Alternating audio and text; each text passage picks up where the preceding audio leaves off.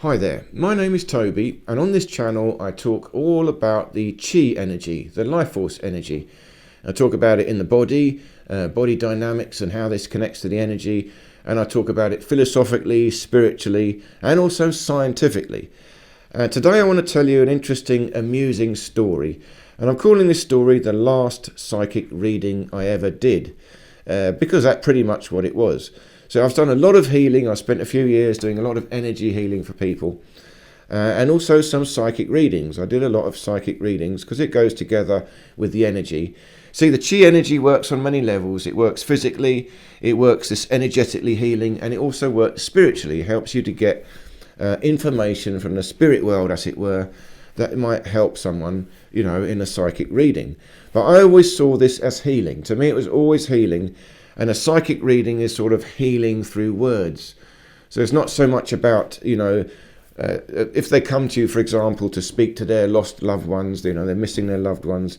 It's more about coaching them, helping them to feel their own connection to their loved ones, to feel that they're always there with them. So they can go away and build on that. Or it's more about, if they want to know the future, it's more about they've got some insecurity. So it's about helping them find their confidence, their security. It's not so much what will happen in the future. That's just representative of their insecurity. So it's more about therapy, coaching, and healing through words. That was my approach. But I found that everyone was really asking the same sort of questions. It's always the same. So that's why I sort of lost interest in it. And I realised it's more efficient to try and explain to people how spirit works, how the energy works. So just sort of teach this stuff. And that's what I'm doing on this channel. I want to explain this all to you guys, or at least my understanding of it. So these are just my ideas, the way I see it, the way I believe it. And I hope it could be useful to you. But this is a very interesting story and quite an amusing story. So again, I had a lady come to me for a reading. And again, it's a typical sort of reading. She really just was wanting to know, will she find love in her life? Will she find a partner, a man? And I always sort of know that, look, you can't really ask these direct questions about the future. I know psychics always talk about the future, but again, it's a bit naive. You cannot really predict the future. There's no way. I talk about this on this channel as well, the philosophy of it, but every moment is a true, spontaneous, new moment. So you cannot really know the future. You can't. All you can do is feel the energy, and you might get a feeling of what direction the energy is going in. So this, what might happen in the future, it's only a might. So I had this explanation, for the lady, but she really, really wanted to know. And I thought, okay, I'm going to have a really good try. Let me see if I can find a way of looking into the future and getting the answer for this lady. So I said, okay, well, look, leave it with me. I can't see anything right now for you like this. I'll come back to you tomorrow. So I took this very seriously. I thought, right, let me have a go, see if I can find out this information for the lady.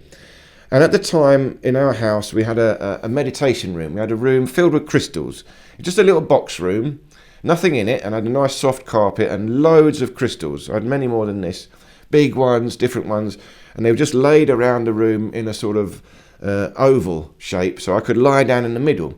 All surrounded by crystals. And that's what I would do, lie down and go into deep relaxation, deep meditation. And all these crystals there would, give me energy and help me. And to me, it was like a spaceship. I felt like I was lying down in a spaceship, and all these crystals were like technology around me. So I could travel in the spirit world, go deep into meditation, like I'm traveling. And it's a shamanic journey. Really, this is shamanism. I'm taking a journey into the abstract world, the shamanic dream, the spirit world. And it's important to understand that the spirit world is the abstract world. It's metaphysics. It's subjective. It's still real. It's very real, but it's not physical. The physical world here is objective. It is defined. The spirit world is undefined, abstract. You need to interpret it. So that's why it's tricky. That's why you can't be naive. If you want to do psychic work and enter the spirit world, you can't be too naive. You need to have a clarity, a wisdom, and a critical mind to interpret things. You can't just take them at face value. You've got to think about it. Anyway, so I thought, let's go into deep meditation and see if I can find the answer for this lady. And I did this very seriously early in the morning, like 3 a.m. So I lay down in my spaceship, my crystal spacecraft, lay down, go into deep, deep relaxation, went deep inside, find my energy body, and then I'm traveling out. I'm going into astral projection, sending myself out into the spirit world. I'm looking now. I'm looking for another being, another spirit, a higher spirit, someone who might know the answer. That's what I was thinking to myself. Look, maybe there is some higher being out there I could find. They might know the answer. Maybe they can see a bit more into the future than I can. And let's see if they got an answer for me. Now, you can find all sorts of spirits in the spirit world. And I don't want any old one. I've got to travel far to find a really high spirit, someone or something. Again, I know it's a shamanic dream. It's abstract. But I'm looking for some information. How do I find it? So I went traveling, off in the cosmos, going around. And it took me about 3 hours, deep meditation, going here and there, until I found someone. I found a place.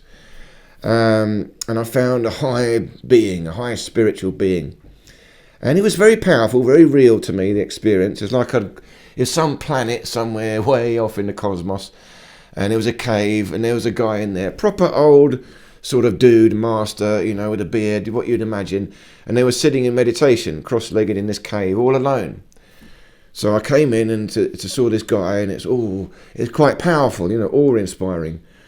And the guy was there in deep meditation, and he sort of opened one eye, look at me. So, what are you doing here? He's like, who are you? He's obviously gone to some quiet place in the cosmos to meditate, and now I've found him. I've come up to his little secret cave and bothered him. So I was like, So I sort of said, it's like, who are you? Who are you? Well, you come here to see me. What do you want? So I was like, well, I'm so sorry. I don't mean to bother you. I've got an important question I hope I can ask you. So he's looking at me. All right. You've managed to find me. You've travelled throughout the cosmos and find my little cave here. All right. What's this question you got for me? So I actually thought, okay, well, I felt a bit embarrassed because I said, okay, well, I've got this client back on Earth, and she's trying to find out the future. Will she find love in her life? Will she find a partner? And the guy, he looked at me like, what? You come all the way here to ask me that sort of a question? Is that it? He's like, what the hell are you coming to ask me this? So I was quite embarrassed. And I said, I know. But, I just really hoping that there might be some way I could find out the future. But he just told me essentially what I already know. You can't be asking questions like that.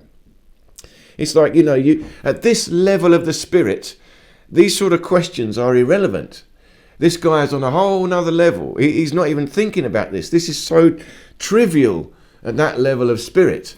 And he's quite annoyed. What, really? Is that what you come here to ask me? So essentially, I just learnt from him what I already know. Look, at this level, it's irrelevant. It's irrelevant. Really, this is basic stuff. And these questions can be answered just by a simple understanding of the spirit world, how it works. You see, if you want to know these sort of things, you've got to look at yourself. You can't really even look to a psychic for this. If you're going to go into the psychic world, like go and meet this master, I've got to find big questions. What the hell is going on in the universe? How does it work? Maybe if I asked him that, I might have got some interesting answers. But at that point, I go, all right, so I came back. And I had to say to the lady, look, I had a good try, but, these sort of questions, you can't really ask them. You've got to do your own meditation. Find out in your own heart why it is you feel unfulfilled. You see, you're still trying to fulfill yourself by looking for a man. You're hoping, you're wishing.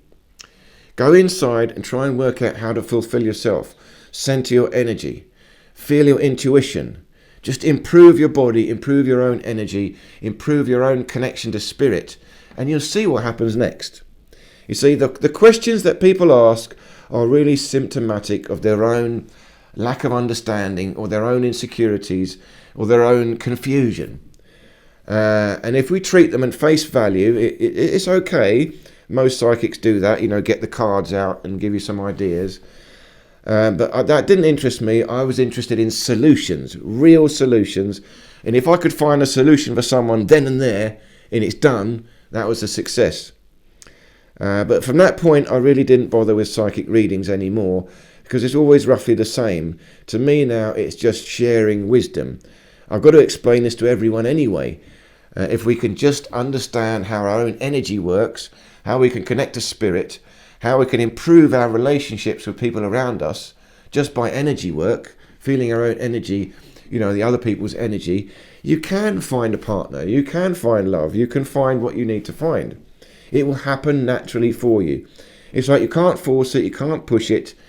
Just easy. Find your own balance, find your own confidence, unravel your own pain, reintegrate your soul. You see, if you've lost someone, your soul has gone a lot off with them. You're sad, you're in grief. But if you can find your own soul and reach out in the spirit world, connect to them, you realise they're always with you. You can always connect to that person, that loved one in your own heart.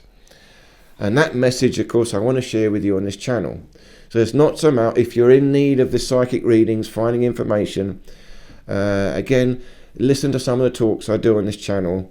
There may be some information in there that can help you.